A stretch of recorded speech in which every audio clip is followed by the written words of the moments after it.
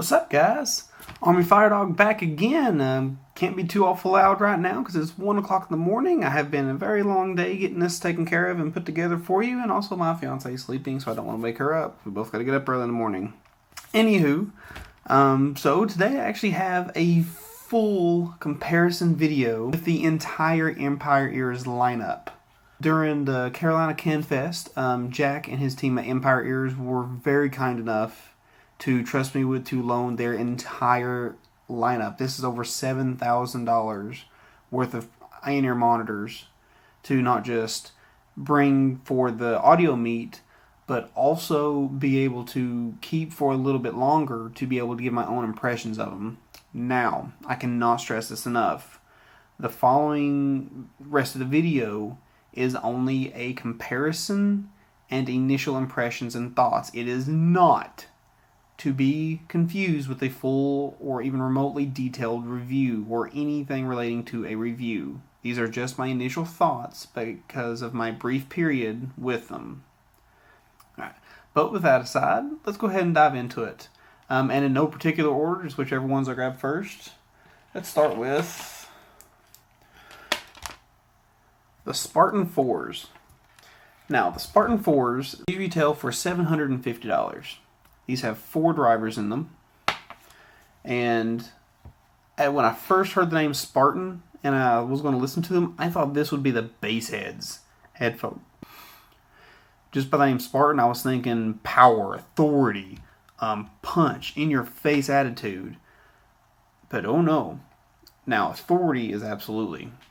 The Spartans are an incredibly accurate and pretty much reference in-ear monitor. These are so beautifully smooth to listen to.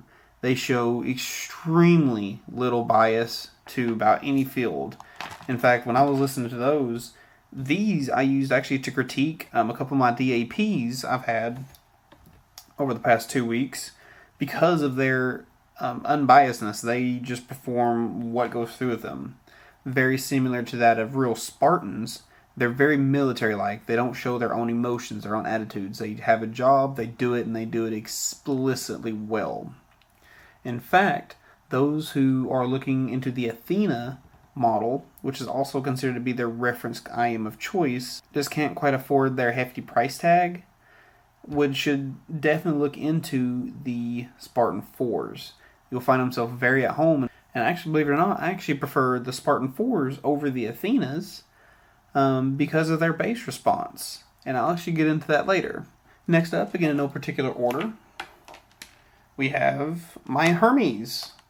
As far as this one here, I will not give a comparison on because I've already done a full review on. If you guys don't know, I actually personally own these, in which case there will be a bubble here somewhere, which is a link to my video. So for my full thoughts, definitely check out that video. Now, the Hermes is the only model that is to be a review product because I own that. I've had that for an extensive period of time. And also, I'll leave in the video, there's a link to the head file so you can read the full written review, etc. I also use my Hermes to compare and give as a guideline for me to all the other models because, again, I've had that for so long, I know its sound. But moving on. Next we have these Cerberus IIIs. Now, these turned out to be the bassheads of the Empire Ears lineup. These suckers have incredible punch to them. Like, these are some fun headphones to listen to. These come in a little bit cheaper than the Spartan IVs at $649. And as I said, they're a very fun headphone to listen to, but they still possess a nice amount of control. The mid-range is quite lifelike, it has a nice body to it, and the treble has a nice bit of sparkle.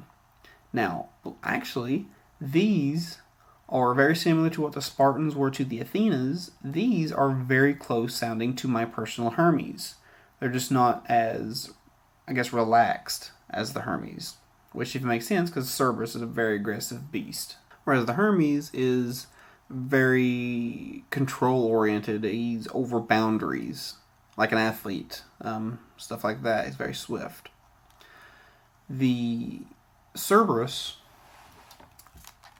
I really just enjoyed to listen to, like to rock music or anything with a strong beat like dubstep. The Cerberuses performed better than almost any other IEM in the lineup, with the exception of the Zeus, and I'll get on that divine gift later. For those who have been interested in my personal opinion of the Hermes, but want, or maybe they do like a lot more of an oomph to their sound than what I personally prefer, definitely check out the Cerberus IIIs. And I can't stress this, and I've said this many times, just because something's more expensive doesn't necessarily mean that's for you. Try them out and see. I think you'll actually be rather impressed with what the Cerberus III has if you like some punchy music. Alright, next we have the Apollo X. These were thought to be the flagships until the Zeus XIVs came into play. These go for $1,599 starting price, and these have 10 drivers in them.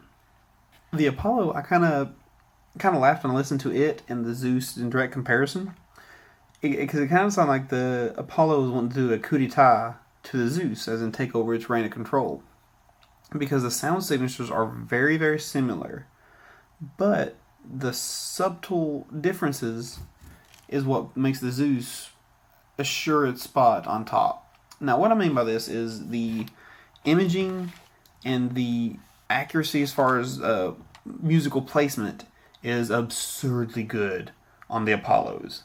It is wonderful. The level of transparency is spot on. You close your eyes and these IMs, they drift away. They are not existent in your ears.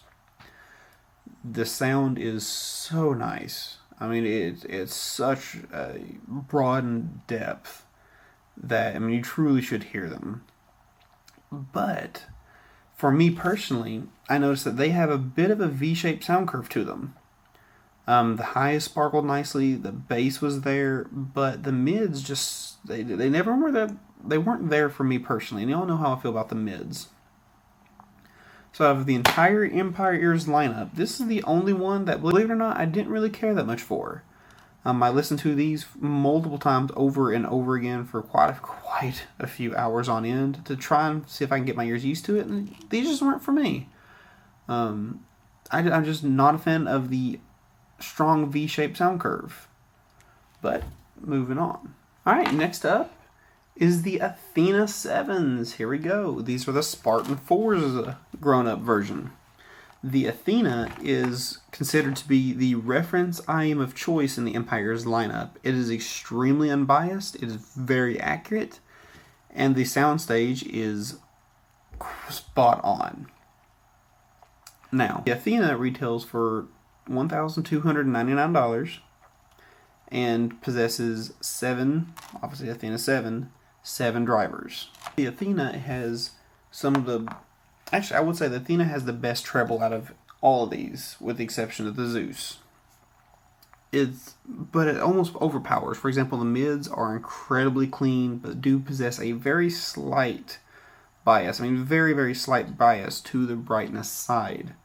I actually only discovered this earlier today. I kept listening to him. I was like, it does sound a little bit brighter when going back and forth with a couple of my songs I used to review quite a bit.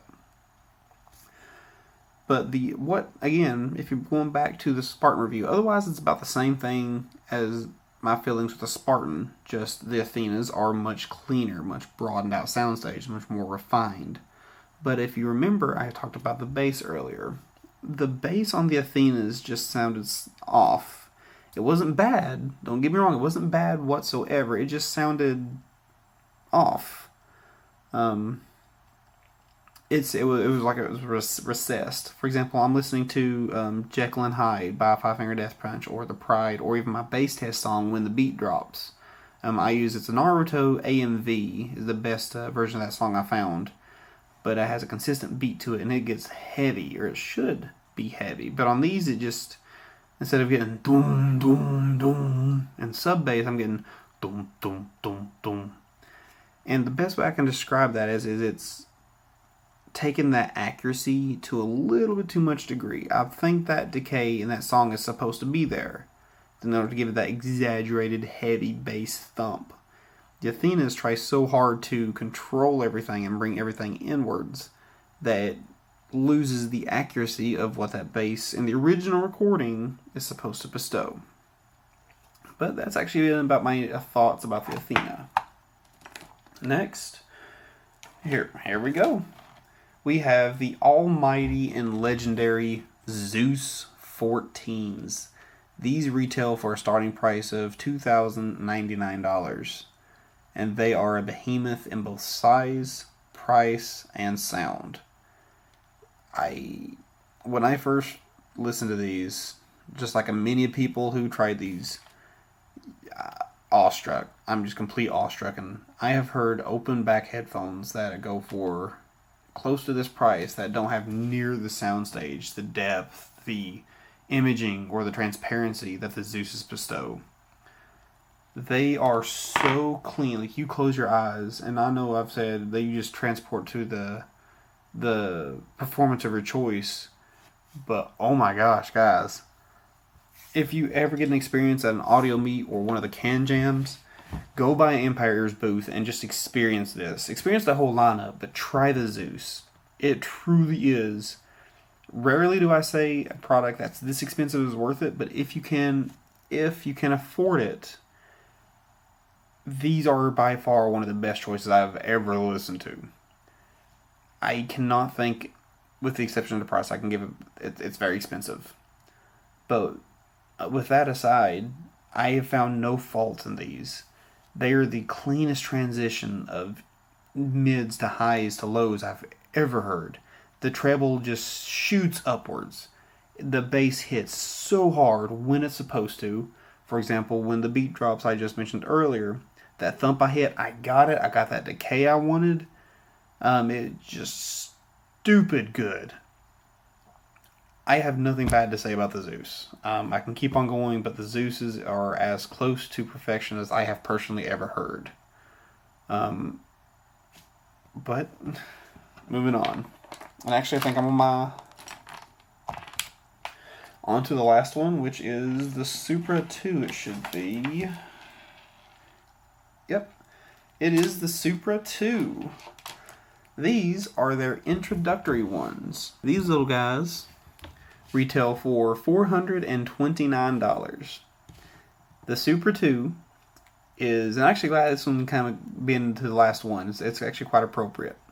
The Supra 2 is, for those of you old headfires who have been around for a little bit, these were a very popular drop on Kickstarter. This is also the only line, or the only product of the Empire Ears lineup that has carried over from the original Earworks days, if any of y'all remember those. These, price per quality, are so good. Now, they are definitely a fun headphone. They do have a V-shaped sound curve. But the treble is so nice on these. It is awesome. The bass hits hard, like hits very hard, almost to the degree of the Cerberus, with how hard the bass hits. I listen to these quite often when I'm just wanting a fun headphone to listen to. They're still detailed, and they still give me that relaxing sound to a degree. Y'all know how I feel about the V-shaped sound curve. But for $429, this little booger here puts out, I'll put it to you this way, in terms of 2-driver IMs, this is the best one I have ever heard, personally. The 3-dimensional accuracy is spot on. The accuracy in the musical placement, again, for the price, is incredible. Actually, this guy competes with, I would put it up there with even my Hermes in terms of musical accuracy, getting and finding places around you. The spaciousness of the music you're listening to is also incredibly impressive. Very well done. So it's very appropriate. I can see why Jack decided to keep the Supra 2 model from the Earworks and bring it over to the Empire. It was very well done. This is a legendary little booger, and price for quality, this is a perfect IM for those getting into the higher end IM market, or those who want to dab their feet into the Empire Ears house sound. You won't be disappointed by the Supra. It's a very impressive IM, and as is their entire lineup. But guys, I actually have to end about this very long video. I try to keep it as short and sweet as I can, intentionally, so you would not confuse this with a review. This is not a review. All of that was just a summary of my thoughts and impressions during my very short time with them. But if you do have a question, please hit me up in the comments. I reply to everyone and I'd like to see what you've heard. Or have you heard any of the Empires lineup? If so, which ones have you heard and what do you think of them? Or if you haven't heard any of them, which ones do you find most interesting? Which one are you intrigued most about? I'd like to hear from you guys. But if you like the video, hit that like button. If you're new to the channel, definitely hit that subscribe button. I greatly appreciate your all support. But as always, my name's Army-Firedawg. It's been a pleasure. But most importantly, guys, please stay safe.